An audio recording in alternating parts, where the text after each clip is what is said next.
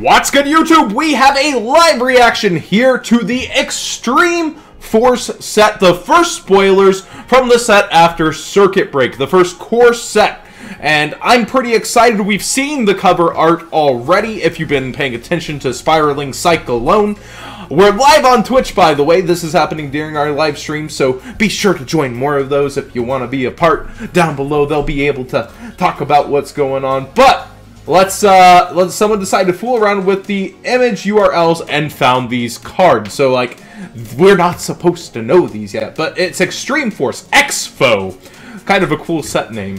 First, we have Bit Trooper / Bit Looper, Earth Cyverse, level 4, 1500 / 2000, and it's going to help with not only being an Earth, but a rank 4 spam. So it's a really good Cyverse support that's coming up. You can only use this card's name's effect once per turn. You can send one level 2 or lower monster from your hand to the graveyard, special summon this card from your hand. It's the only card I read out of everything. Everything else is a pure first reaction, besides the next one's a show card. So I know a little bit maybe of what it'll do. But this card, definitely insane for rank 4s, being an Earth. Its typing is great. Cyverse, it's the first card that's really making me see, wow, alright, they got something. So this Cyverse card, it'll probably be used outside of Cyverse decks and abused before we see it in pure Cyverse, but pretty nice thing. Next up, we've got Belt Link Wall Dragon. This was in the show, in a really good match. I won't do too many spoilers there for you. An Earth Dragon, level 6, 0/2100. Let's read its TCG effect together here. Cannot be normal summoned or set, well, OCG. Must be special summoned by this card's effect. Alright. When you link summon a monster or monsters, you can special summon this card from your hand, and if you do, place 2 counters on this card. So, automatically, any Link Shokan, Link Summon, is going to bring this out. So, oh, it's got 4 effects. Okay. Neither player can Link Summon a Link monster whose Link's rating is higher than the number of counters on this card. Also, only Link monsters can attack. Wow, that is a walking floodgate. That also restricts the kind of Link monsters that can come out. Very similar to the show.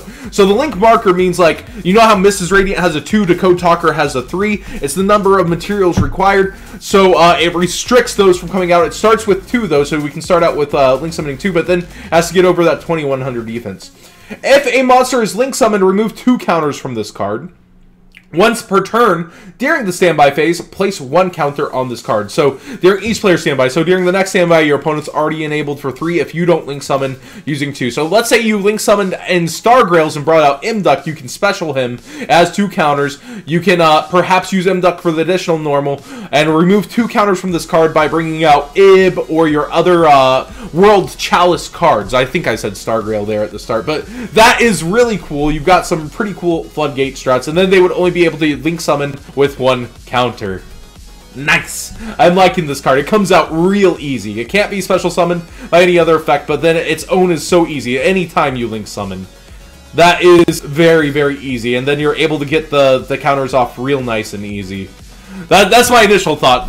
World Challenge / Stargirl is going to abuse it. What do you guys think? Next, we have our new archetype, Mythical Beast. Mythical Beast Jackal. They look like Boojins to me on my initial thoughts. We have a Dark Spellcaster. It's a Pendulum archetype of all things / effect. Level 1, scale 4, 0/1400. I don't know if these were introduced somewhere in the show, but I haven't seen them. Pendulum effect, you can only use this card's name's Pendulum effect once per turn.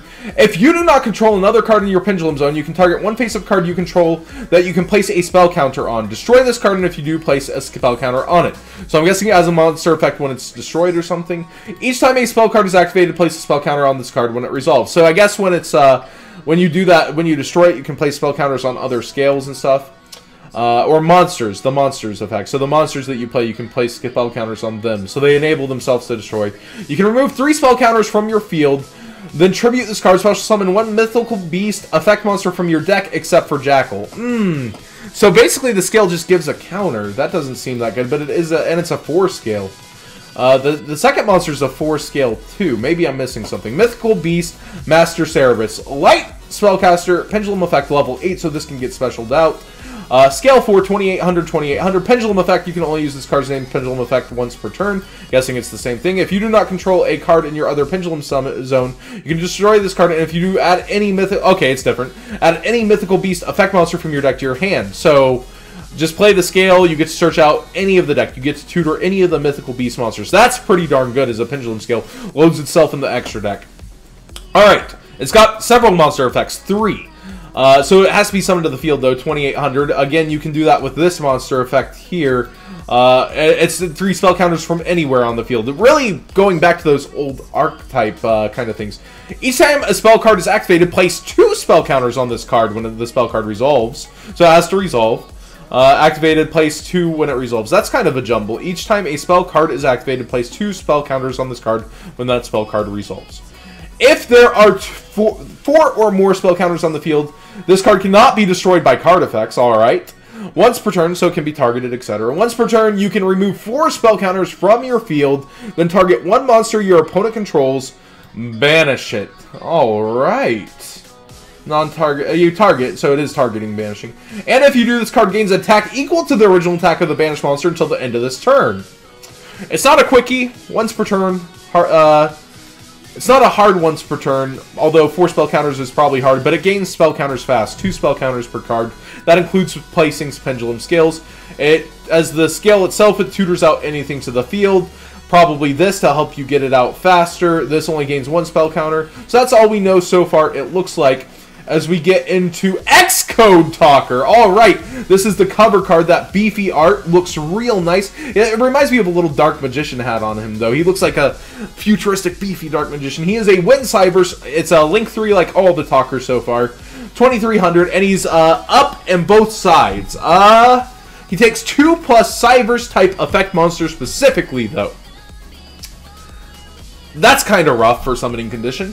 You can only use the 1 effect of this card's name per turn. So the first effect. This is a hard once per turn.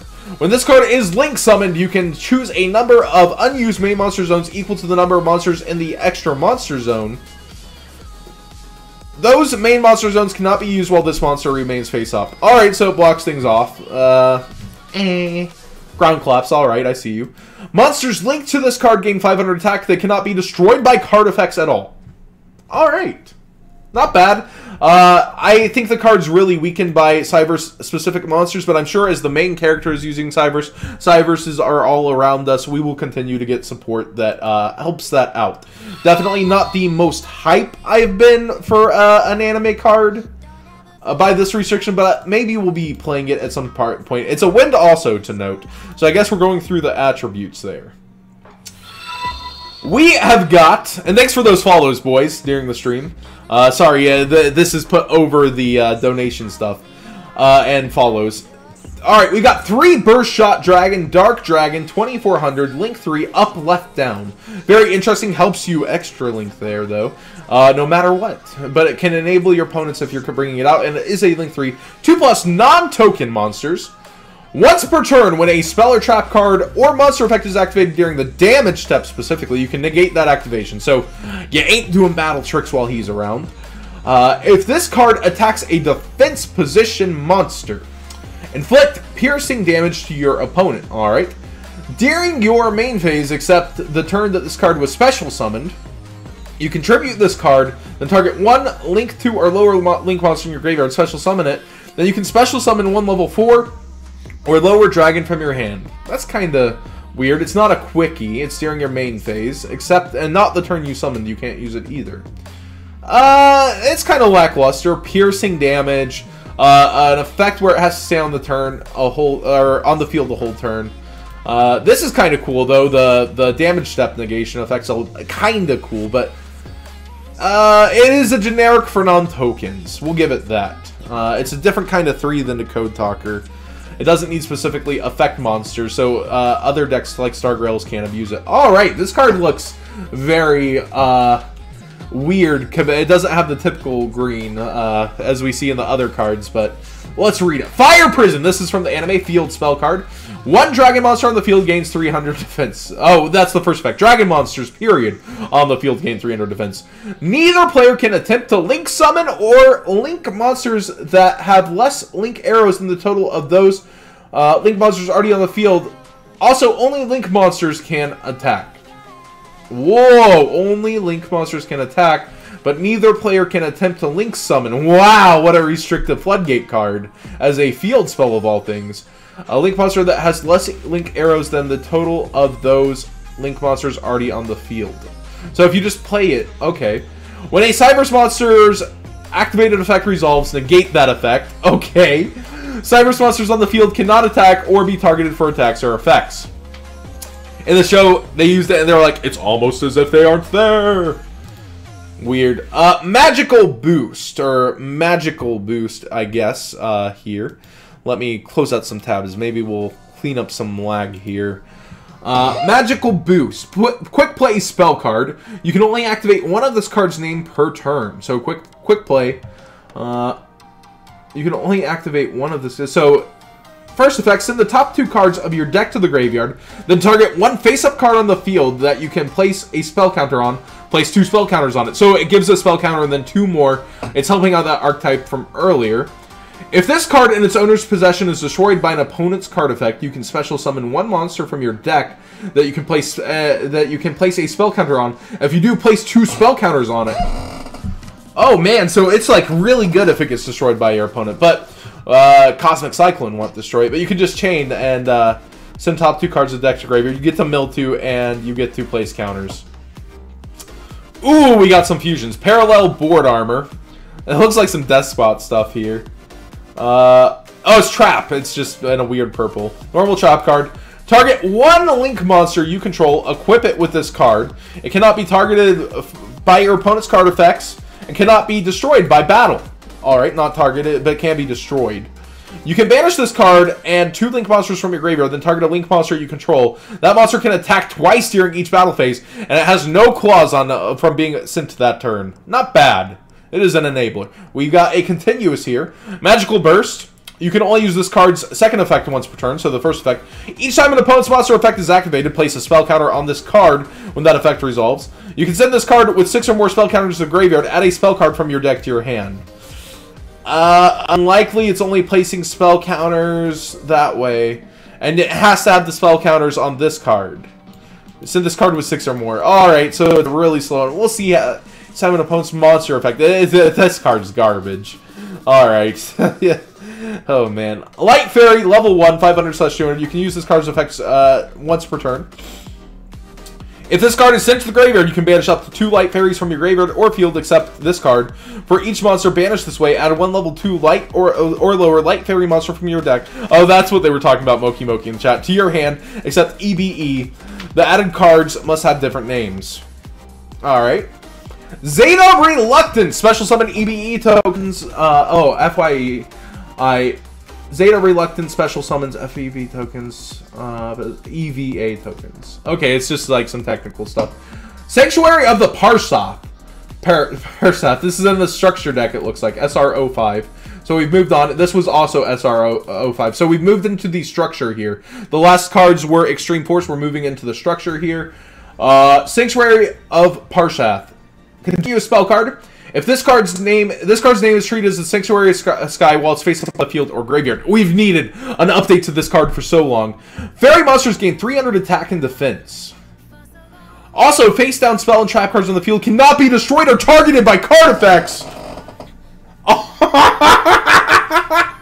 Oh no!